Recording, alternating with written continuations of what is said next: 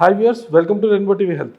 ప్రస్తుతం మనతో పాటు ఉన్నారు డాక్టర్ తబిత గారు. వారు వచ్చేసి gynaecologist, S hospital, the surgery place. Doctor గారు నమస్తే అండి. నమస్కారం అండి. Madam, first of all thank you so much. చాలా చక్కని సమాచారాన్ని మా ప్రేక్షకులందరికీ అందిస్తున్నారు. అయితే మేడం, ఇప్పుడు ప్రస్తుతం ఉన్న ఏదైతే జనరేషన్ ఉందో, పెళ్ళి ఏ వయసులో చేసుకుంటే మంచిది? నార్మల్గా according to the government of India guidelines ప్రకారము 21 years is a minimum age for age of marriage. Okay.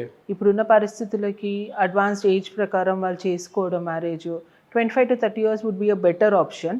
Okay. కాకపోతే ఏజ్ 30 దాటినాక అండం సంఖ్య ఏదైతే ఉంటుందో అది తగ్గిపోవడము, పిల్లలు పుట్టడానికి కష్టాలు ఫేస్ చేయడము, దానికి యాడెడ్ మీన్స్ వెతుక్కోవడము, దానివల్ల ఇన్ఫర్టిలిటీ రేట్ అనేది పెరుగుతుంది after 30 years. 21 to 29 years is the best age to get married. Okay madam, అయితే ఇప్పుడు ఈ లేట్ మ్యారేజెస్ వల్ల ఏదైతే ఇప్పుడు ఆఫ్టర్ 30 క్రాస్ అయిన తర్వాత మ్యారేజెస్ చేసుకుంటున్నారు, వాళ్ళలో మనం ఫర్టిలిటీ రేట్ చాలా మటుకు తగ్గిపోతుంది. 30 to 35 years మధ్యలో 10% ఛాన్సెస్ నార్మల్ పాపులేషన్ కంటే 10% తగ్గుతుంది. అది 35 to 40 yearsకి వచ్చేట్లోపట ట్రిపుల్ రేట్ అవుతుంది. అది మోర్ దెన్ 40 years దాటగానే it becomes 5 times more infertility rate అనేది. The problems they face, the chances of ఏదైతే పిల్లలు పుట్టడంలో జన్యు లోపాలు ఉండడము, ఆ ఛాన్సెస్ అన్నీ ఎక్కువ అవుతాయి. పర్సంటేజ్ పెరుగుతూ ఉంటుంది ఏజ్ పెరిగినా కొద్దీ. ఓకే మ్యామ్, అయితే ఇప్పుడున్న స్ట్రెస్ఫుల్ లైఫ్లో మనం చూస్తే కనుక అందరూ కూడా working men and working women ఉన్నారు. సో ఇలాంటి పరిస్థితుల్లో ఆ స్ట్రెస్ లెవెల్స్ వల్ల కూడా వాళ్ళ పైన ఇంపాక్ట్ పడుతుంది. అంటే when they are going to conceive ఆ టైంలో. సో అసలు ఈ స్ట్రెస్ అనేది ఎంతవరకు రిలేటెడ్ మ్యామ్ ఈ గైనిక్కి సంబంధించి? స్ట్రెస్ రిలేటెడ్ కన్సెప్షన్లో అండం విడుదల దాంట్లో స్ట్రెస్ వల్ల వచ్చే హార్మోన్ లెవెల్స్ ఏవైతే ఇంబ్యాలెన్స్ ఉంటుందో దానివల్ల పీరియడ్స్ ఇర్రెగ్యులర్ అవ్వడము, ఆ పీరియడ్స్ ఇర్రెగ్యులారిటీ వల్ల అండం విడుదల సరైన సమయానికి కాకపోవడము, హార్మోనల్ ఇంబ్యాలెన్స్ అనేది ఎక్కువ అవుతుంది శాతము. ఆ స్ట్రెస్ లెవెల్స్ తగ్గించడానికి relaxation methods like yoga, exercise, aerobic exercises, cardiac exercises అవన్నీ చేయడం వల్ల కొద్ది వరకు తగ్గించే అవకాశం ఉన్నాయి. Okay. So ma'am, healthy life style అంటే ఇప్పుడు ఉమెన్ అండ్ మనము చాలా మటుకు మనం కనుక చూస్తే ఒక హిందూ సాంప్రదాయంలో అవ్వచ్చు, లేకపోతే ఎటువంటి దానిలో అయినా సరే ఒక పిల్లల్ని కనడం అనేది ఒక వరం అని చెప్పి అంటుంటారు. సో అటువంటి వరం కొంతమందికి దూరం అవడానికి ముఖ్యమైన కారణం వాళ్ళ యొక్క లైఫ్ స్టైల్ అని చెప్పుకోవచ్చు అంటారు. ఇప్పుడున్న లెవెల్ ఆఫ్ స్ట్రెస్కి, వర్కింగ్ ప్యాటర్న్స్కి, ఎస్పెషలీ ఐటీ కంపెనీస్లో లేట్ నైట్ వర్కింగ్, వాళ్ళ స్లీపింగ్ అవర్స్ చేంజ్ అవ్వడము, వాళ్ళ సైక్లికల్ ప్యాటర్న్ పడుకోవడం లేవడము, డే టైం అంటే వాళ్ళ పద్ధతులు చేంజ్ అవ్వడం వల్ల, వాళ్ళ హార్మోనల్ ఇంబ్యాలెన్స్ వల్ల వాళ్ళు ఫేస్ చేసే ప్రాబ్లమ్స్ ఎక్కువ అవుతున్నాయి. అంటే మెయిన్ రిలేటెడ్ హార్మోనల్ ఇంబ్యాలెన్స్ వల్ల అండం విడుదల అనేది సరిగా ఉత్పత్తి కాకపోవడం, అండం విడుదల అయినా సరి అయిన పద్ధతిలో సరి అయిన టైంకి కాకపోవడము, అలాంటి ప్రాబ్లమ్స్ ఫేస్ అవుతున్నారు మెయిన్. ఓకే మ్యామ్, ఇంకోటి ఏంటంటే ఇప్పుడు ఈ సెడెంటరీ లైఫ్ స్టైల్ వల్ల ఒబేసిటీ అంటే వెయిట్ అనేది ఓవర్ గెయిన్ అవుతున్నారు బిఫోర్ మ్యారేజ్. సో దీని ఇంపాక్ట్ ఏ విధంగా ఉంటుంది మేడం ప్రెగ్నెన్సీ టైంలో? వెయిట్ గెయిన్ అవ్వడం వల్ల ఈస్ట్రోజన్ హార్మోన్ అనేది ఎక్కువ అవుతుంది, ఎస్పెషలీ ఫీమేల్స్లో, ఉమెన్లో, స్త్రీలలో. అలాంటప్పుడు పీరియడ్స్ వాటి వల్ల ఇర్రెగ్యులర్ ప్రతి ఒక్క 3 నెలలకు రావడము, 6 నెలలకు రావడము, అండం విడుదల కాకపోవడము, అలాంటి సమస్యలు ఎక్కువ శాతం ఫేస్ చేస్తున్నారు. వాళ్ళు తినే పద్ధతులు కూడా టైంకి తినకపోవడము, వాటి వల్ల ఇంకొక వేరే సిస్టమ్స్ పైన ఎఫెక్ట్ చూపించడము, అంటే గ్యాస్ట్రైటిస్ ఏదైతే ఉందో గ్యాస్ ప్రాబ్లమ్ ఫేస్ చేయడం, కడుపు ఉబ్బడము, వాటి వల్ల ఇంకెక్కువ తినడం, తినే సమయానికి సరిగ్గా తినకపోవడం వల్ల ఏది అవైలబుల్ ఉంటే అది తినడము, oily food, junk food like burgers, pizzas అవన్నీ ఆర్డర్ పెట్టుకొని తినడము, వాటి వల్ల వెయిట్ పుట్ ఆన్ అవుతారు. ఆ వెయిట్ పుట్ ఆన్ అవ్వడం వల్ల ఇండైరెక్ట్గా అది హార్మోనల్ ఇంబ్యాలెన్స్ క్రియేట్ చేసి మొత్తం ఆ ఎఫెక్ట్ ఓవరీస్, యూట్రస్ పైన చూపిస్తుంది. ఓకే. సో మేము ఇక్కడ మనం చూస్తే ఇప్పుడు ఇందాక మనం అనుకున్నట్టు ఈ సెడెంటరీ లైఫ్ స్టైల్లో ఇప్పుడు సాఫ్ట్వేర్ కంపెనీస్ అవ్వచ్చు, లేకపోతే బయట వర్కింగ్ ఉమెన్ చాలామంది ఏంటంటే టైంకి ఫుడ్ ఉండదు. అంటే హోమ్లీ ఫుడ్ అనేది పర్ఫెక్ట్గా వాళ్ళకి ఒక వైటమిన్స్ అనేవి పర్ఫెక్ట్గా వెళ్ళవు. సో ఈ జంక్ ఫుడ్ ఇంపాక్ట్ ఏ విధంగా ఉంటుంది మేడం? ఇప్పుడు వరకు చెప్పిన పద్ధతి ప్రకారము ఆయిలీ ఫుడ్ అనేది ఆయిల్ ఇంటేక్ ఎక్కువ అవడం వల్ల సబ్క్యూటేనియస్ ఫ్యాట్ అనేది ఏదైతే ఉంటుందో అడిపోస్ టిష్యూ అది ఎక్కువ అవుతుంది. దానివల్ల ఈస్ట్రోజన్ హార్మోన్ ఎక్కువ అవ్వడం బాడీలో అది ఈ పీరియడ్స్ అండం విడుదల కాకుండా పీరియడ్స్ ప్రొలాంగ్ అయ్యి 3 monthsకి ఒకసారి 6 monthsకి ఒకసారి ఆ చేంజెస్ తేవడం వల్ల వాళ్ళలో ఇర్రెగ్యులర్ పీరియడ్స్ అనేది సరైన సమయానికి నెలసరి రాకపోవడము అలాంటి సమస్యలు ఫేస్ చేస్తూ ఉంటారు వాళ్ళు. ఓకే. సో మ్యామ్ ఇక్కడ ఇర్రెగ్యులర్ పీరియడ్స్ అనేది ఒక కామన్ ఫ్యాక్టర్ అయిపోయింది. సో ఎటువంటి సందర్భంలో అంటే గైనకాలజిస్ట్ని సంప్రదించాలి? బికాజ్ ఎందుకంటే ఇర్రెగ్యులర్ పీరియడ్స్ వచ్చినా కూడా అది చాలా కామన్ అయ్యలే అని చెప్పి పక్కన పెట్టేసే విధంగా ఉండదు. ఆ ఇంపాక్ట్ ఫ్యూచర్లో అయితే డెఫినెట్గా చూపిస్తుంది. సో ఇర్రెగ్యులర్ పీరియడ్స్ ఉన్నప్పుడు ఎటువంటి సందర్భంలో గైనకాలజిస్ట్ని సంప్రదించాలి?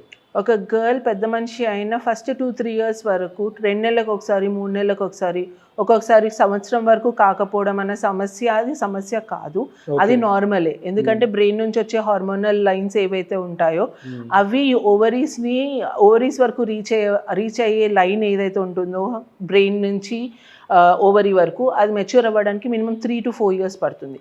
సో ఆ ఫస్ట్ 3 to 4 years మెచ్యూర్ అయినాక ఒక ఆడపిల్ల పెద్ద మనిషి అయ్యాక ఒక 3-4 సంవత్సరాల వరకు కింద మీద అవ్వడము, ప్రతి 3 నెలలకు ఒకసారి 6 నెలలకు ఒకసారి అవ్వడము, ఎక్కువ బ్లీడింగ్ అవ్వడము అది కామన్ పాయింట్, కామన్గా చూసే ఇది, అది సమస్యలాగా ఎవరు కూడా భావించరు. కాకపోతే ఒకవేళ బ్లీడింగ్ ఓవర్ అవ్వడము లేకపోతే సంవత్సరం వరకు కాకపోవడము, పాపలో వెయిట్ గెయిన్ ఉంది, బరువు పెరుగుతున్నారు, లేకపోతే అవంచిత రోమాలు ఏవైతే వస్తున్నాయో పింపుల్స్ అనేది రావడము, దానికి ట్రీట్మెంట్ స్టార్ట్ చేస్తాం. ఓకే. ఎప్పుడైనా పింపుల్స్ రావడము అవి గడ్డల్లాగా వచ్చి బాగా వాటిలో చీమ్ నిండడము, యాక్ని అంటారు ఆ సమస్యని, అది కానీ లేకపోతే అన్వాంటెడ్ హెయిర్ అప్పర్ లిప్లో చిన్లో వాటిలలో పొట్ట మీద వాటిలలో అన్వాంటెడ్ హెయిర్ అవాంఛిత రోమాలు ఏవైతే రావడము వాటిని సమస్యలాగా పరిగణించి అప్పుడు ట్రీట్మెంట్ స్టార్ట్ చేస్తాం. ఓకే మేడం, మనం కొంతమందిలో చూస్తే కొంతమంది అమ్మాయిల్లో విపరీతమైన కడుపు నొప్పి ఉంటుంది పీరియడ్స్ టైంలో. సో మనం దాన్ని ఏ విధంగా పరిగణించవచ్చు అంటారు? కామన్గా వచ్చే కడుపు నొప్పి పీరియడ్స్ టైంలో ఎప్పటికైతే రెగ్యులర్గా అండం విడుదల అవుతుందో వాళ్ళల్లో పీరియడ్స్ నొప్పితో వచ్చే అవకాశాలు ఉంటాయి. ఆ నొప్పి తన డే టు డే యాక్టివిటీ తను మెచ్యూర్ అయినప్పటి నుంచి ఉండి డే టు డే యాక్టివిటీ ఏమీ ప్రాబ్లం లేదు అంటే నార్మల్ పెయిన్ కిల్లర్స్, సింపుల్ మెఫ్తాల్స్పాస్ కానీ మెఫ్నమిక్ యాసిడ్ ఏదైతే ఉంటుందో లేకపోతే పారాసిటమాల్ కానీ వాటితో కంట్రోల్ అవుతుంది. తన డే టు డే యాక్టివిటీస్ ఎటువంటి అభ్యంతరం లేదు, తనకి నార్మల్గా తన పనులు చేసుకోగలుగుతుందంటే అది సమస్య కాదు.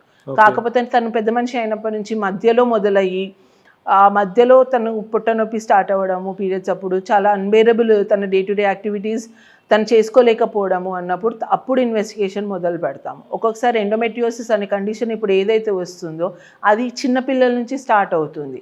అది క్లినికల్గా డయాగ్నోస్ చేసే కండిషన్ ఉండదు. అది ఒక పాయింట్ ఏదైతే తీసుకోవచ్చు అంటే పెద్ద మనిషి అయినప్పటి నుంచి తనకు కడుపు నొప్పి ఉండడం అది కామన్ అయితే దాన్ని పెద్ద ప్రాబ్లం లాగా పరిగణించామన్నమాట. ఆ పొట్ట నొప్పి ఏదైతే పీరియడ్ స్టార్ట్ అయినప్పటి నుంచి లేదు మధ్యలో మొదలైంది అన్నప్పుడు తన day to day activities hamper అవుతున్నాయి, తను చేసుకోలేకపోతుంది తన పనులు అన్నప్పుడు దాన్ని ఇన్వెస్టిగేట్ చేయడం, ఒక కోణం నుంచి ఎండోమెట్రియోసిస్ అయ్యే అవకాశం ఉంది అని ఆలోచించడంలో జరుగుతుంది అది. ఓకే.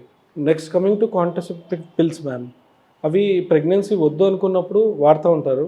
ఆ తర్వాత ఏంటంటే దాని ఇంపాక్ట్ ఎప్పుడైతే వాళ్ళు కన్సీవ్ చేసుకుందామని ప్లాన్ చేసుకుంటారో ఆ టైంలో వాళ్ళు ఇబ్బంది పడతారు. సో ఇది ఎంతవరకు కరెక్ట్ అంటారు మేడం? యాక్చువల్గా ఓరల్ కాంట్రసెప్టివ్ పిల్స్ వాడడం తప్పు కాదు, అది one of the methods of family planning. Especially first time ఎప్పుడు ప్రెగ్నెంట్ అవ్వలేదు, కొత్తగా పెళ్ళైన వాళ్ళు యూజ్ చేయడంలో ప్రాబ్లం ఎటువంటిది లేదు, దానివల్ల సైడ్ ఎఫెక్ట్స్ అనేది ఉండదు. అవి స్టాప్ చేశాక కన్సెప్షన్ రేట్ తగ్గుతుంది అనేది మాత్రం లేదు. They can conceive normally, but ఎక్కువ ఇయర్స్ వాడడం, ప్రొలాంగ్గా వాడడము, వాళ్ళ ఏజ్ దాటినాక వాడడం కూడా కొంచెం ఇన్ఫర్టిలిటీ రేట్కి యాడ్ అవ్వచ్చు. కాకపోతే ఇవి వాడడం వల్ల ఇన్ఫర్టిలిటీ ప్రాబ్లం వస్తుంది అనేది మాత్రం లేదు. ఓకే మ్యామ్, మనం కనుక చూస్తే గతంలో నార్మల్ డెలివరీస్ ఎక్కువ చూసేవాళ్ళం, but when it comes to now ఈ ట్రెండ్ ఏంటంటే సిజేరియన్స్ అనేవి ఎక్కువైపోయింది. సో ఇది సెడెంటరీ లైఫ్ స్టైల్ వల్ల అంటారా, లేదు వాళ్ళు తినే ఫుడ్ వల్ల అంటారా, అసలు ఏంటి ఆ టైంలో వాళ్ళు ఎక్సర్సైజ్ చేయకపోవడం అంటారా? ఆ కాలంలో వారు బరువు పనులు చేసేవాళ్ళు, ఫీల్డ్స్లో వెళ్ళి పనిచేసేవాళ్ళు, ఈవెన్ షార్ట్గా ఉన్న వాళ్ళు కూడా ఎంత హైట్ తక్కువ ఉన్నా కానీ వాళ్ళకి నార్మల్ అయ్యే ఛాన్సులు ఎక్కువ ఉండేవి. కానీ ఈ కాలంలో ఎంత పొడుగున్నా ఎంత మంచి పర్సనాలిటీ ఉన్నా ఆ బేబీకి నార్మల్ డెలివరీ అవుతుంది అనుకోవడంలో చాలా అయ్యే వరకు అంటే ప్రతి డాక్టర్ క్రాస్ ఫింగర్స్తోనే ఉంటున్నారు. అవును, ఎందుకంటే దారి సరిగా ఉండకపోవడము, లేకపోతే వాళ్ళు తినే హ్యాబిట్స్ని బట్టి బేబీ పెద్దగా పెరగడము. ఈ మధ్య కామన్గా డయాబెటీస్ ఏదైతే సమస్య మొదలైందో అది ఈవెన్ చిన్న వాళ్ళల్లో 22-24 సంవత్సరాలలో షుగర్ డెవలప్ చేసుకుంటున్నారు వాళ్ళు ప్రెగ్నెన్సీ టైంలో.